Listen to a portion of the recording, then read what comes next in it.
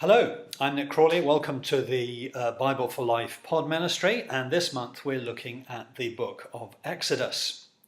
Exodus is the second book in the Bible, and it's the second book of the Pentateuch, the first 5 books, which the Jews refer to as the Torah.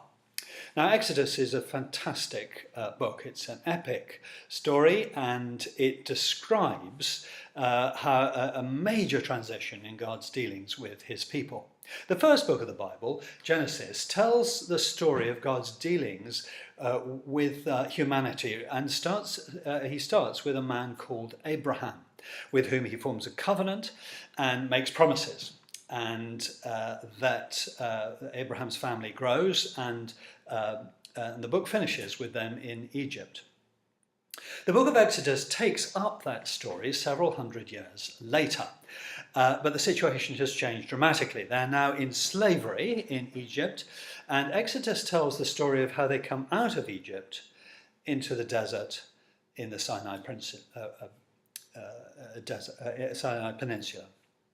It's a story of how they move from slavery in Egypt to freedom in the desert. It's a story of how they are being forced to build buildings for Pharaoh, and they're delivered dramatically from that to a place and a situation where they are willingly and freely building a tabernacle to worship, in which they can worship God, Yahweh.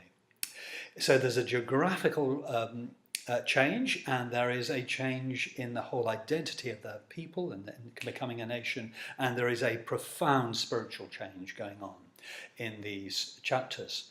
There are 40 chapters, but it is essentially the story of Moses. Moses is the lead character throughout, and he is the man whom God deals with to engineer and to lead his people through these dramatic changes. So we should understand the book to have been originally written by Moses, although it's clear that there's some redaction and development that has taken place since then.